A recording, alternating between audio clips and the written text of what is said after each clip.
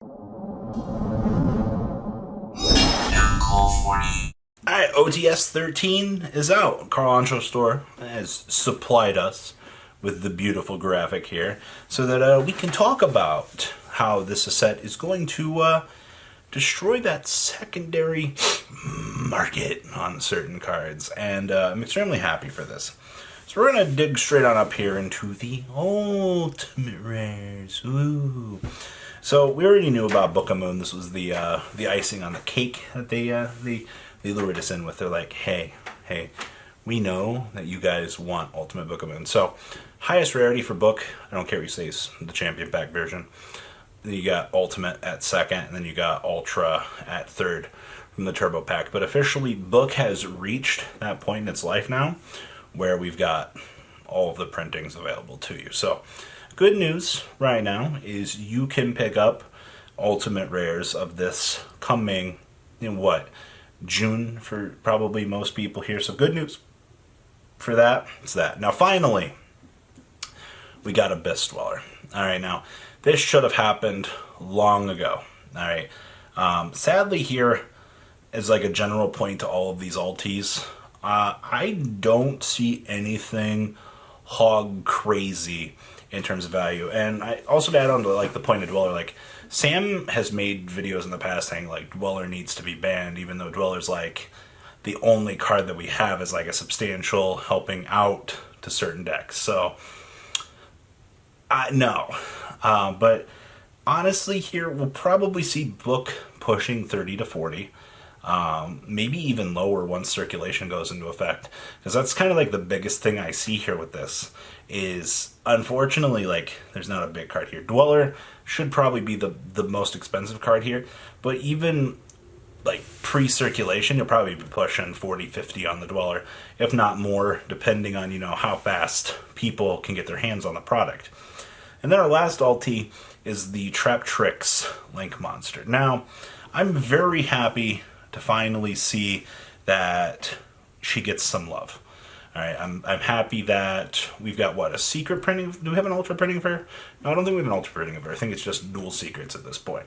We now get her in ulti. So, the only real splashable thing that I've seen for her, Lund was playing her Megalith in an earlier build, because you can just drop your Trap Hole, or you can drop the Floodgate out of the deck. Any deck that can stick 2 level 4s on the field, that doesn't really care mid combo, getting the Floodgate negate, maybe in a future format, might be a little bit better, but I like the idea with this. But considering waifu and everything right now, she's probably going to be pushing 35-40 for the most part. These all should be 40-50-40, and then once circulation goes through, you'll probably see 30-35, probably 35-40, and then 20-25, I would think, on the trap tricks. So there's that. But interesting enough here, the super rares, they destroyed some stuff here. They reprinted Deep Sea Diva in super rare. They took one of the hardest, most expensive super rares on today's market. They destroyed it. They reprinted it, which means now, much like Lone Fire Blossom, you're going to have the new ugly versions, or you can play the older versions. So they wrecked that value. I'm astonished that they did that. Good reprint, Scrap Golem. Alright, the refrigerator needed this reprint. Alright, these are pushing $13 frickin' dollars. Alright, that's $13 more than the average duelist should be thinking about spending at this point in time. So yes, good job with that. I'm happy with that. Now, we knew that Spiral stuff was getting reprinted in here. Good job, by the way. You took the deck out back and you put it down like Old Yeller. Alright, never gonna have to deal with Spiral again. But you made good holo versions for us. So thank you.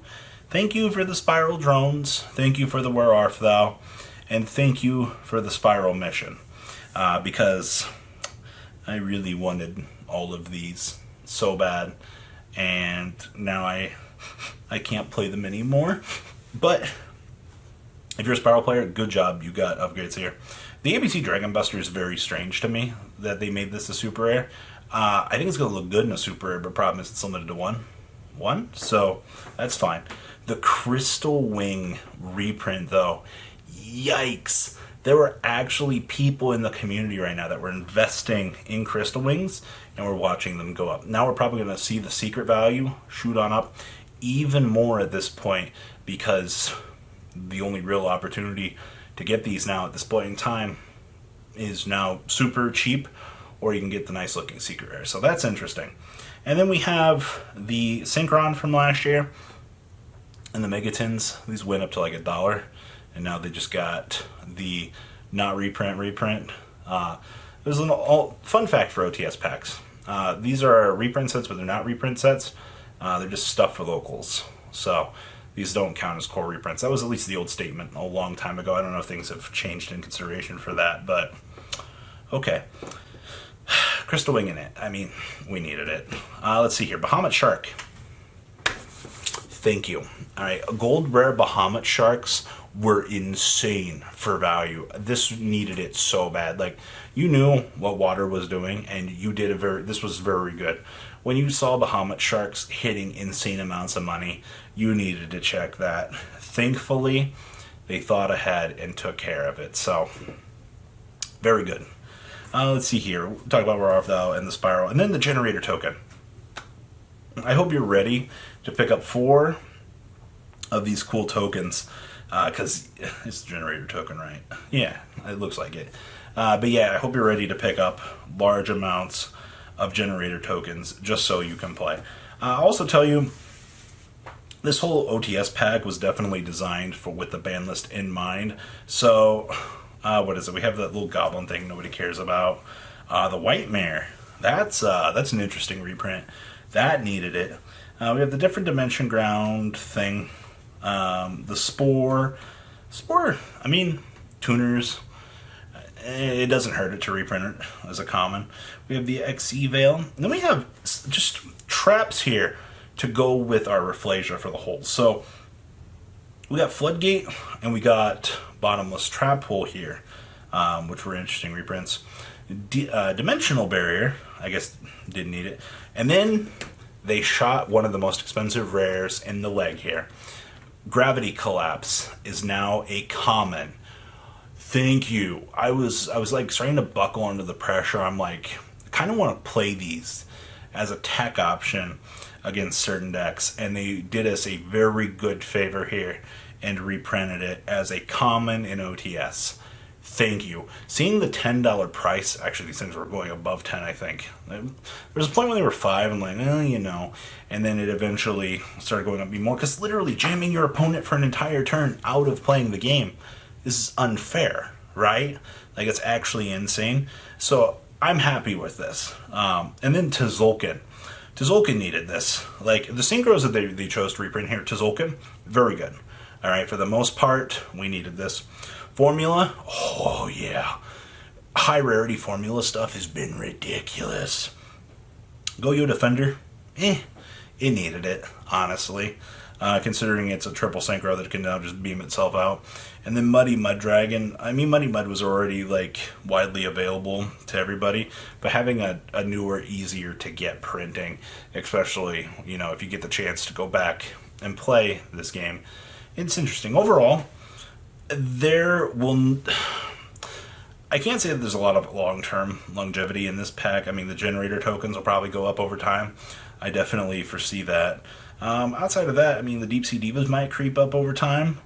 Spiral stuff, if they ever bring back Master Plan, Spiral will probably do something, but outside of that, Dweller's the best card in the set, right? Next to your, well, okay, Dweller's the best alti. I'm happy with the Deep Sea Diva reprint because we can get the new ones. Generator tokens make me happy.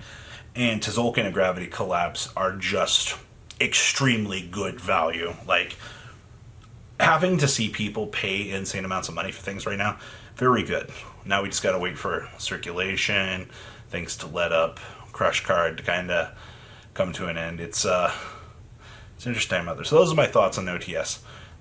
Nothing too expensive out there, but like I said, those generator tokens are definitely going to have the long-term longevity that we like in this game. So you guys think, please leave a comment down below, tell me what you guys think about OTS 13. And well, guys, I'm out. Peace. Thank you, patrons, for making the ride never truly end. Without you guys' support, well, I would probably be doing Truffle Shuffle videos for a living. Guys, please check out VanCall40 for all of your Cardfight Vanguard content brought to you by MCall40. And if you are looking to pick up singles, check out mcallgames.com for your trading card game needs. Thanks for watching, everybody.